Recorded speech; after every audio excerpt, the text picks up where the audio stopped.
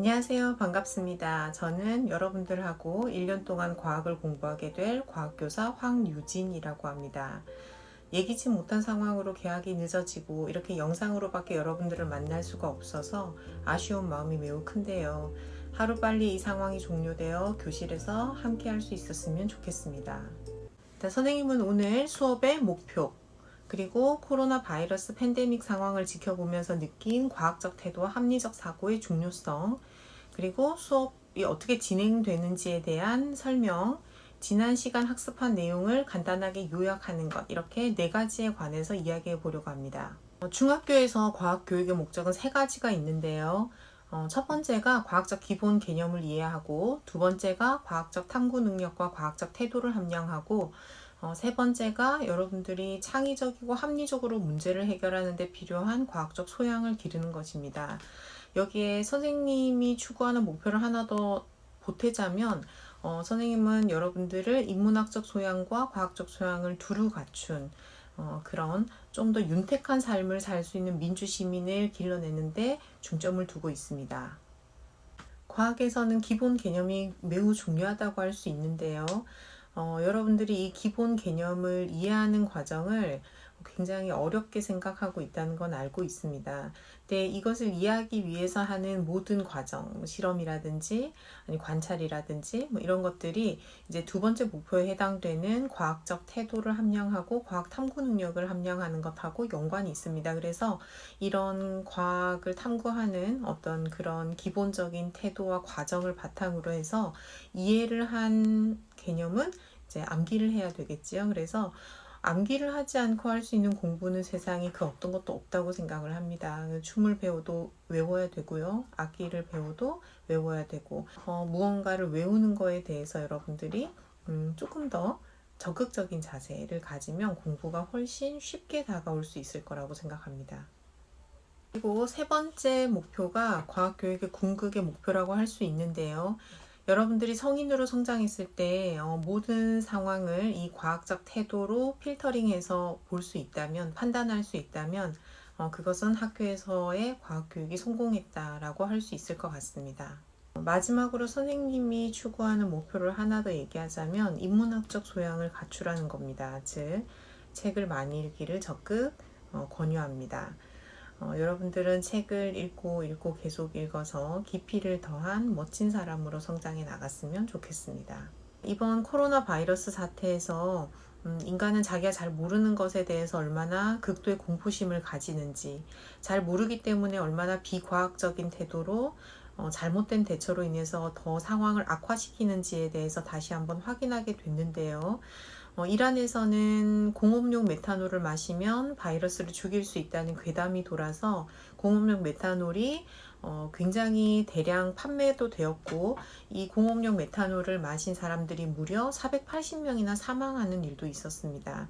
바이러스가 열에 약하다는 이야기가 돌아서 뜨거운 물을 마시라든지 혹은 소금물을 입에 뿌리면 바이러스가 없어진다든지, 젊은 사람들은 감염되지 않고 괜찮다, 야외에서는 괜찮다, 혹은 술을 마시면 또 바이러스를 죽일 수 있다 등등의 정말 많은 잘못된 정보나 가짜 뉴스들이 돌기도 했습니다. 선생님은 여러분들이 꼭 과학에 관련된 업종에 종사하거나 과학자가 되지 않더라도 성인이 되었을 때 다른 사람들 말에 속지 않고 사기꾼에게 당하지 않고 미신이나 사이비 종교에 빠지지 않고 그 다음 잘못된 정보를 한 번 더 걸러서 들을 수 있는 그런 합리적 사고방식과 과학적 태도를 방패 삼아 안전하고 행복한 삶을 영위해 나갔으면 좋겠습니다. 과학 공부를 열심히 해야 된다는 말을 굉장히 장황하게 얘기한 겁니다. 오늘 배울 영상을 보기 전에 선생님이 지난 시간에 배운 내용을 간단하게 요약해 주겠습니다. 지난 시간에 원자와 분자라고 하는 것이 나왔는데, 원자는 물질을 이루는 기본 입자, 이고요. 분자는 물질의 성질을 지닌 기본 입자라고 정의를 합니다. 분자가 원자들이 결합된 모습으로 나타나기 때문에 원자보다는 분자가 더 큰 형태라고 할 수 있고, 우주를 이루고 있는 어떤 기본 물질들은 거의 대부분 분자 형태다, 이렇게 이해를 하면 되겠습니다.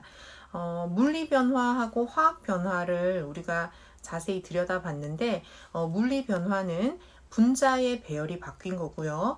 화학 변화는 원자의 배열이 바뀐 겁니다.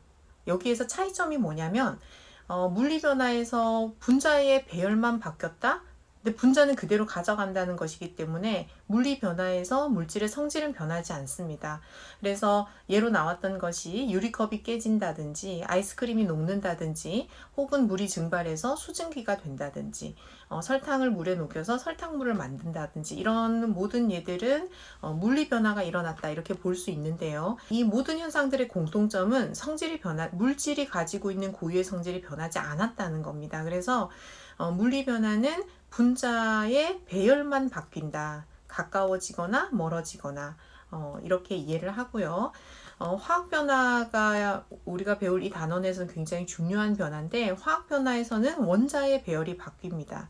그래서 원자들이 흩어져서 다시 해쳐 모여 하기 때문에 이제 재배치를 해서 새로운 어떤 분자를 만들기 때문에 반응 전과 반응 후, 그러니까 화학 변화가 일어나는 과정을 화학 반응이라고 하는데요. 화학 반응 전과 반응 후의 물질이 완전히 다른 물질이다, 이렇게 이해를 하면 되겠습니다. 대신 그 안을 이루고 있는 원자의 종류나 개수, 질량 이런 건 보존이 되겠죠.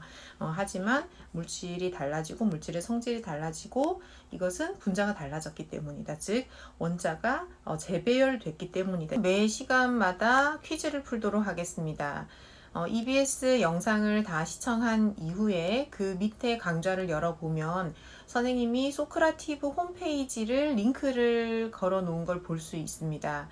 링크를 눌러서 소크라티브 홈페이지에 들어가면 오른쪽 상단에 조인이라고 하는 버튼이 있습니다. 이 버튼을 누르고 2학년은 영어로 수진2, SUJINE 이렇게 입력하고 3학년은 수진3이라고 입력해서 퀴즈방에 입장을 하면 되고요. 정확하게 자신의 학번과 이름을 들어갈 때 써줘야 선생님이 시점 등을 통해서 여러분들 점수를 집계해서 볼 수 있습니다. 30327 황유진 이런 식으로 자신의 학번을 정확하게 쓰고 퀴즈를 다 풀면 방을 빠져나가서 대기 상태가 되는데, 그러면 다 된 겁니다. 자, 이것으로 선생님 수업에 관한 오리엔테이션이 모두 끝났습니다. 이 오리엔테이션 영상은 5교시에 해당이 됩니다. 이번에 온라인 개학을 준비하면서 선생님은 잠을 잘 수 없을 정도로 스트레스를 정말 많이 받았는데요. 뉴스를 통해서 보여지는 힘든 상황만으로도 너무 힘든데, 새로운 수업을 해야 된다는 과제를 떠안고, 그리고 얼굴도 보지 못한 여러분들 걱정을 하느라 개학 이틀 만에 번아웃 상태가 되었습니다.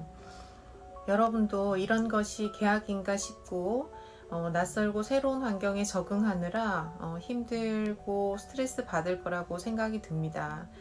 그런데 한편으론 6, 7년을 주기성을 가지고 찾아오는 바이러스 사태, 앞으로 여러분들이 살아갈 미래 사회에는 무슨 일이 일어날지 아무도 알 수 없는 거기 때문에 이번 기회에 이런 시스템에 좀 적응하고 익숙해져 놓는 것도 그렇게 나쁘지 않을 거라고 긍정적으로 생각하려고 노력은 하고 있습니다. 선생님도. 뭐니 해도 학교는 학생들로 북적거려야 되는 곳임에 틀림이 없습니다.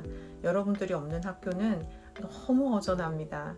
안전하고 건강하게, 그리고 학습 공백이 생기지 않도록 집에서도 집중력 있게 공부하고, 그리고 밝은 모습으로 교실에서 만나도록 합시다.